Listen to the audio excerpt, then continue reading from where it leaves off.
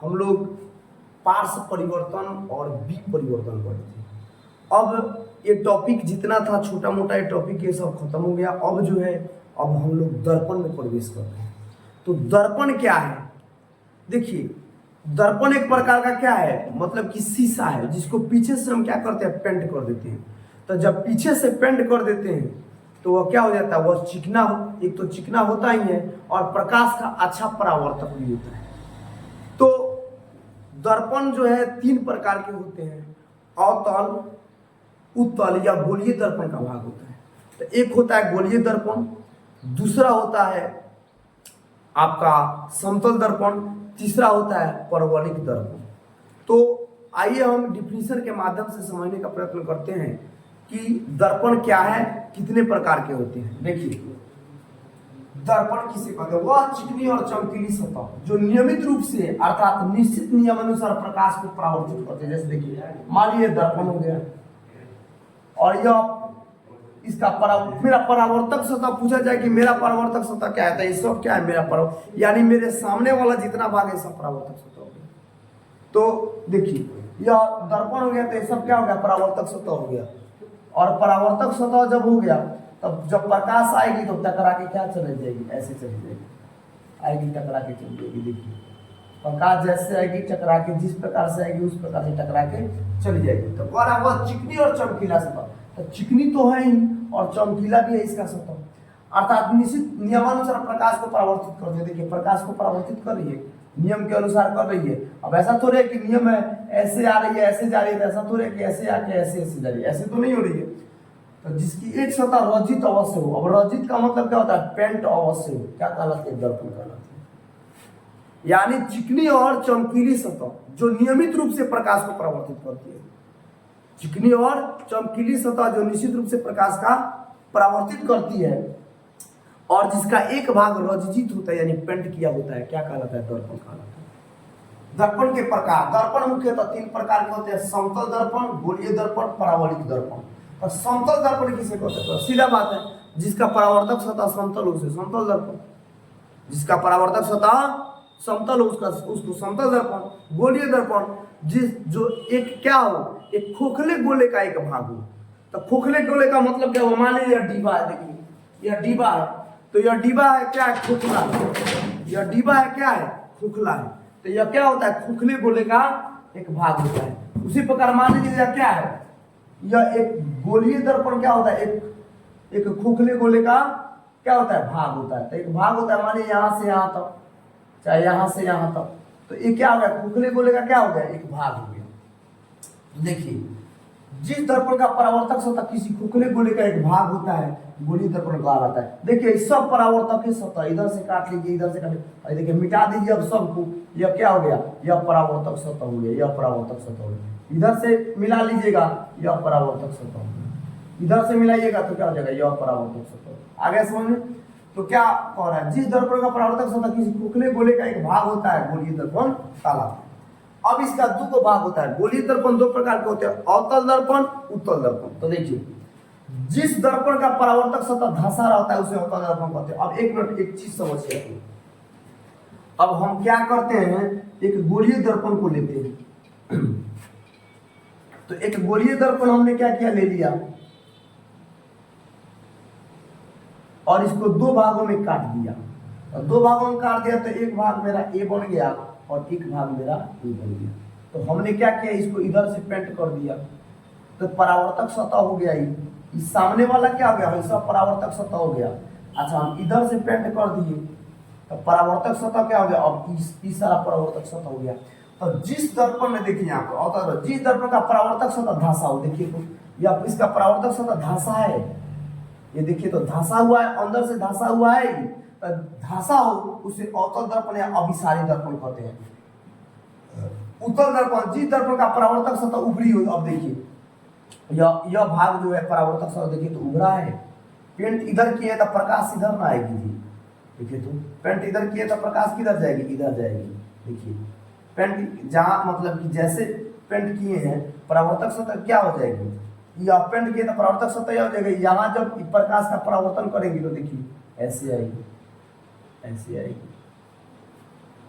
तो और यहाँ पर देखिए ऐसे अगर हम पेंट कर दिए, इधर से पेंट कर दिए तो मान लीजिए यह हो गया। अब यहाँ से टकरा के ऐसे, यहाँ से टकरा के ऐसे जाएगी, और देखिए यह जो है प्रतीत कैसे हो रहा है, ऐसे हो रहा है। तो कहने का मतलब है कि जिस दर्पण का परावर्तक सतह उभरा हो उस दर्पण को अपसारी दर्पण कहते हैं। अब देखिए अपसारी किसे कहते हैं, अभिसारी किसे कहते हैं, तो यहाँ पर एक फिगर देखते हैं हम लोग। यहाँ पर एक फिगर देखते हैं, यानी परावर्तक सतह समझ में आ गया कि परावर्तक सतह क्या है। जिधर से हम पेंट किए होते हैं उसके दूसरे वाला भाग क्या होता है, उसका परावर्तक सतह होता है। जैसे मान लीजिए यह दर्पण है और दर्पण इधर से पेंट कर दिए है, तो पेंट कर दिए तो परावर्तक सतह क्या होगा, दूसरा भाग यानी इधर वाला भाग। और इधर पेंट करेंगे तो परावर्तक सतह क्या हो जाएगा, उधर वाला भाग। तो मान लीजिए मुख अक्ष है, या कोई किरण आ रही है आपतन से परावर्तन के बाद में मुख फोकस से गुजरती है। आगे हम लोग फोकस दूरी सारा पढ़ेंगे, यहाँ से ऐसे गुजरती है। तो देखिए सारे प्रकाश को क्या कर रही है, यानी सारे को क्या करे, अभिसारित कर रही है, यानी फैला दे रही है। तो जब प्रकाश को फैला देगी, परावर्तक सतह टकराने के बाद में फैल जाएगी, तो अभिसारी एक जगह जाके मिल जाएगी तो अपसारी करेगी। आगे इसके बारे में और डिटेल से हम लोग समझेंगे। तो देखिए अवतल हो गया, उत्तल हो गया। परवलयिक दर्पण क्या है, वह दर्पण जो पूर्णतः गोलीय नहीं हो। मान लीजिए कि यह तो गोलीय दर्पण का एक भाग हो गया था, तो गोलीय दर्पण कहेंगे, लेकिन पूर्णतः गोलीय ना हो के ऐसे हो, देखिए ऐसे हो, तो यह क्या हो जाएगी, परवलयिक दर्पण कहलाएगी। यानी वह दर्पण जो पूर्णतः गोलीय नहीं हो, माने पूर्ण रूप से गोलीय नहीं हो, इस प्रकार से वह क्या हो जाएगा, परवलयिक दर्पण कहलाएगी। तो इसका एक स्क्रीनशॉट ले लीजिए, फिर हम लोग गोलीय दर्पण के बारे में समझाते हैं। अब हम लोग समझेंगे ध्रुव के बारे में। जैसे कि पिछला टॉपिक हम लोग समझे थे दर्पण के बारे में, गोलीय दर्पण क्या है, दर्पण क्या है, दर्पण कितने प्रकार के होते हैं। अब आइए दर्पण में फोकस दूरी, ध्रुव, ये क्या होता है। तो जैसे देख लीजिए, मान लीजिए यह आपका गोलीय दर्पण एक हो गया, एक गोलीय दर्पण हो गया। तो गोलीय दर्पण को अगर दो भाग में बांट देते हैं, यहाँ पर केंद्र हो गया, मान लीजिए यह केंद्र है, तो अगर इधर से हमने क्या कर दिया, पेंट कर दिया, यानी कलई कर दिया, और हम एक इधर से पेंट कर दिया या कलई कर दिया, तो देखिए यहां से यहां तक जितना हम भाग लिए हैं, ये क्या हो गया, द्वारा कहलाता है। यानी दर्पण की चौड़ाई को क्या कहते हैं, माने जो दर्पण हमने लिया है उसकी चौड़ाई को क्या कहते हैं, द्वारा कहते हैं। और इसके मध्य बिंदु को एक फिगर हम यहाँ ले लेते हैं। जैसे मान लीजिए काट के हम निकाल दिए यहाँ पर, तो एक फिगर हमने यहाँ ले लिया, तो देखिए यह क्या हो गया, यहाँ से यहाँ तक की चौड़ाई क्या हो गई, द्वारक हो गई।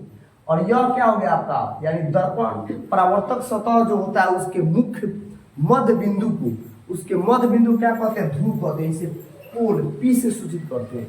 यानी दर्पण द्वारक के मध्य बिंदु को पी, यानी पोल, पोल माने क्या होता है, ध्रुव, यानी इसको क्या कहते हैं, ध्रुव कहते हैं।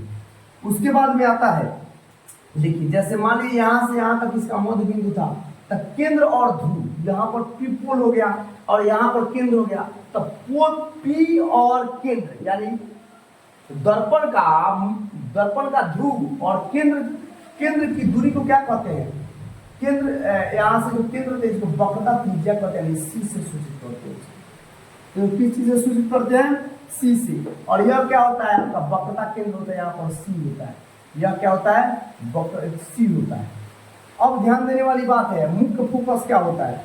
अब मुख्य फोकस जो होता है, पहले फोकस क्या कहलाता है, तो जब कोई मान लीजिए मुख्य अक्ष हो गया, कोई प्रकाश किरण आपतन से, आपतन माने आना और परावर्तन माने टकरा के जाना, यानी आपतन से परावर्तन के बाद जिस बिंदु से मिलती है, यानी जहां पर पड़ती हुई जिस बिंदु से होकर जाती है, उसको क्या कहते हैं, फोकस, मुख्य फोकस कहते हैं। तो जैसे देखिए मान लीजिए दर्पण हो गया, यह दर्पण हो गया और यह आपका मुख्य अक्ष हो गया, यह प्रकाश हो गया, प्रकाश आपतन हो रहा, यानी आग के टकराई तो आपतन, और टकरा के आपतन से परावर्तन का मतलब टकरा के गई, तो आपतन से परावर्तन के बाद जिस बिंदु से होकर गई, यानी मुख्य अक्ष के जिस बिंदु से टकराई उसको क्या कहते हैं, फोकस कहते हैं।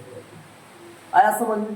तो देखिए अब आइए डिफिनेशन के माध्यम से सबको समझते हैं। तो ध्रुव क्या, गोलीय दर्पण का मध्य बिंदु को दर्पण का ध्रुव कहते हैं। देखिए ये गोलीय दर्पण हो गया, इसके मध्य बिंदु, ये गोलीय दर्पण हो गया, इसके मध्य बिंदु क्या हो गया, ध्रुव कहलाता है। इसे हम किस चीज से सूचित करते हैं, पी से। पी का मतलब क्या होता है, पोल। पोल माने क्या होता है, ध्रुव होता है।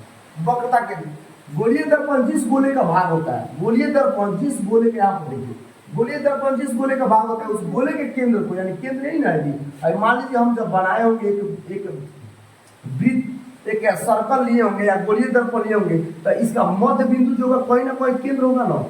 तो जो केंद्र होता है उसको क्या कहते हैं, जैसे इसका केंद्र यहाँ हो गया, इसका केंद्र यहाँ है, तो केंद्र को क्या कहा जाता है, उस गोले का केंद्र को दर्पण का वक्रता केंद्र कहते हैं। क्या कहेंगे, वक्रता केंद्र कहेंगे। इसे किस चीज से सूचित करते हैं, सी से।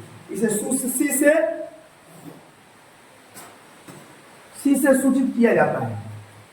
अब यहाँ देखेंगे वक्रता त्रिज्या, गोलीय दर्पण जिस गोले का भाग होता है उसकी त्रिज्या को दर्पण का वक्रता त्रिज्या कहते हैं, यानी यहाँ से यहाँ तक की दूरी को वक्रता त्रिज्या कहते हैं। इसे आर से सूचित करते हैं।